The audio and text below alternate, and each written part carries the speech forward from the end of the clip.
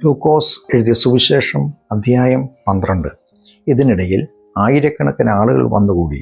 അവർ പരസ്പരം ചവിട്ടിമെതിക്കാൻ തുടങ്ങി. അപ്പോൾ യേശു തൻ്റെ ശിഷ്യരോട് ഇങ്ങനെ പറഞ്ഞു തുടങ്ങി: പരീശന്മാരുടെ കപടഭക്തി എന്ന പുളിച്ച മാവ് സൂക്ഷിച്ചു കൊള്ളുക.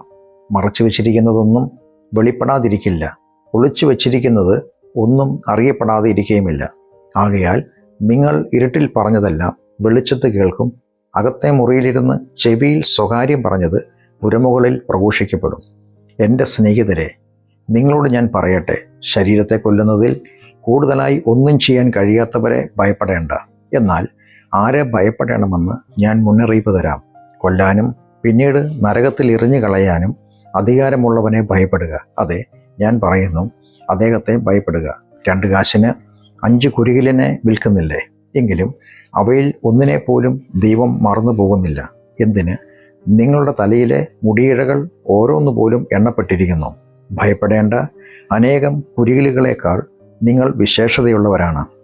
മനുഷ്യരുടെ മുമ്പിൽ എന്നെ ഏറ്റുപറയുന്ന ഏതൊരാളെയും മനുഷ്യപുത്രനും ദൈവദൂതന്മാരുടെ മുമ്പിൽ ഏറ്റുപറയും എന്ന് ഞാൻ നിങ്ങളോട് പറയുന്നു.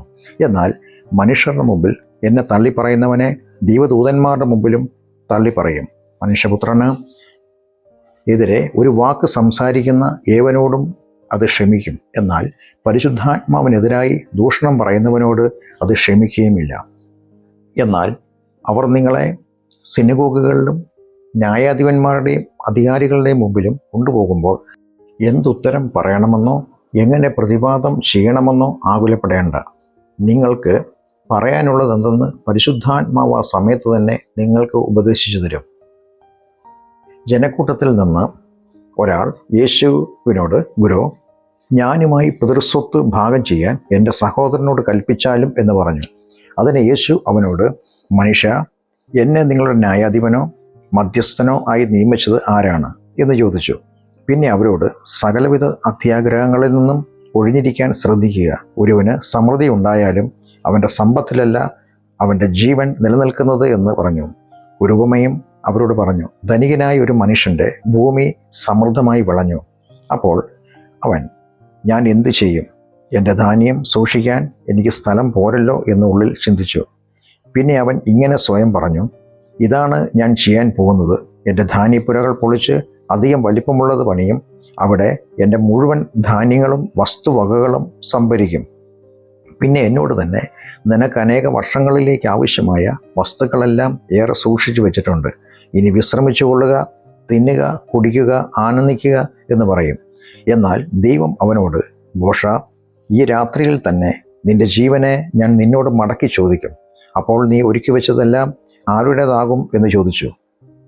ദൈവവിഷയങ്ങളിൽ സമ്പന്നനാകാതെ തനിക്ക് വേണ്ടി തന്നെ നിക്ഷേപങ്ങൾ സ്വരൂപിക്കുന്നവൻ ഇങ്ങനെയായിരിക്കും.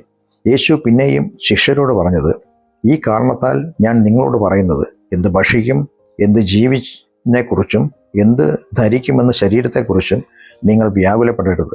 ആഹാരത്തെക്കാളും ജീവനും വസ്ത്രത്തെക്കാൾ ശരീരവും വലിയതാണ്. കാക്കകളെ നോക്കുക, അവ വിതയ്ക്കുന്നില്ല, കൊയ്യുന്നതുമില്ല. അവയ്ക്ക് കലവറയോ കളപ്പുരയോ ഇല്ല. എങ്കിലും ദൈവം അവയെ പോറ്റി പുലർത്തുന്നു. പക്ഷികളെക്കാൾ നിങ്ങൾ എത്രയോ വിലയേറിയവരാണ്. ആശങ്കപ്പെടുന്നത് കൊണ്ട് ആയുസ്സിൻ്റെ ദൈർഘ്യം ഒരു മുഴമെങ്കിലും കൂട്ടാൻ നിങ്ങളിൽ ആർക്കെങ്കിലും കഴിയുമോ? നിസ്സാരമായ കാര്യം പോലും ചെയ്യാൻ കഴിവില്ല എങ്കിൽ ശേഷം കാര്യങ്ങളെപ്പറ്റി നിങ്ങൾ ആകുലപ്പെടുന്നത് എന്തിന്? ലില്ലിച്ചെടികൾ എങ്ങനെ വളരുന്നുവെന്ന് ചിന്തിച്ചു നോക്കുക.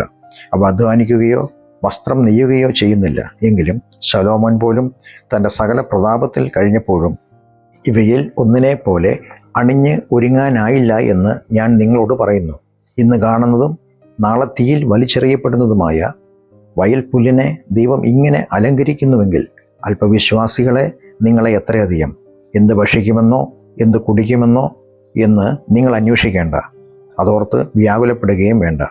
ഈ കാര്യങ്ങളെല്ലാം അന്വേഷിക്കുന്നത് ലോക ജനതകളാണ്. നിങ്ങൾക്ക് ഇവയെല്ലാം ആവശ്യമാണെന്ന് നിങ്ങളുടെ പിതാവിനറിയാം. എന്നാൽ നിങ്ങൾ അവൻ്റെ രാജ്യം അന്വേഷിക്കുക, അപ്പോൾ അതോടൊപ്പം ഇവയും നിങ്ങൾക്ക് ലഭിക്കും.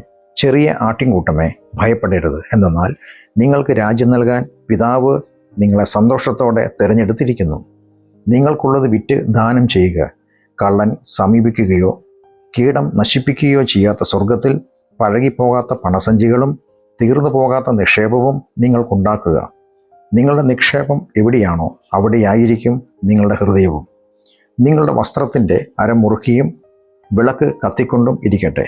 വിവാഹമിരുന്ന് കഴിഞ്ഞ് മടങ്ങി വരുന്ന തങ്ങളുടെ യജമാനൻ വന്ന് മുട്ടുന്ന ഉടനെ വാതിൽ തുറന്നു കൊടുക്കാൻ കാത്തിരിക്കുന്ന മനുഷ്യരെ പോലെ നിങ്ങളാകുക. യജമാനൻ വരുമ്പോൾ ഉണർന്നിരിക്കുന്നവരായി കാണപ്പെടുന്ന ദാസന്മാർ അനുഗ്രഹീതർ. അദ്ദേഹം സ്വയം അരമുറുക്കി അവരെ ഭക്ഷണത്തിനിരുത്തുകയും അടുത്തു വന്ന് അവർക്ക് വിളമ്പി കൊടുക്കുകയും ചെയ്യും എന്ന് ഞാൻ സത്യമായി നിങ്ങളോട് പറയുന്നു. യജമാനൻ 2-ാം യാമത്തിലോ 3-ാം യാമത്തിലോ വന്നാലും ഇപ്രകാരം അവരെ കണ്ടു എങ്കിൽ അവർ അനുഗ്രഹീതർ. കള്ളൻ ഏത് സമയത്താണ് വരുന്നതെന്ന് ഗൃഹനാഥൻ അറിഞ്ഞിരുന്നുവെങ്കിൽ തൻ്റെ വീട് കുത്തി തുറക്കാൻ അനുവദിക്കുകയുമായിരുന്നില്ല എന്നറിയുക. അതുപോലെ പ്രതീക്ഷിക്കാത്ത സമയത്ത് മനുഷ്യപുത്രൻ വരുന്നത് കൊണ്ട് നിങ്ങളും ഒരുങ്ങിയിരിക്കുക. കർത്താവെ, അങ്ങ് ഈ ഉപമ പറയുന്നത് ഞങ്ങളോട് മാത്രമാണോ അതോ എല്ലാവർക്കും വേണ്ടിയാണോ എന്ന് പത്രോസ് ചോദിച്ചതിന് കർത്താവ് പറഞ്ഞത്, തക്ക സമയത്ത് ആഹാരവീതം നൽകാൻ യജമാനൻ തൻ്റെ ജോലിക്കാരുടെ മേൽ നിയോഗിക്കുന്ന വിശ്വസ്തനും ബുദ്ധിമാനുമായ കാര്യസ്ഥൻ ആരാണ്?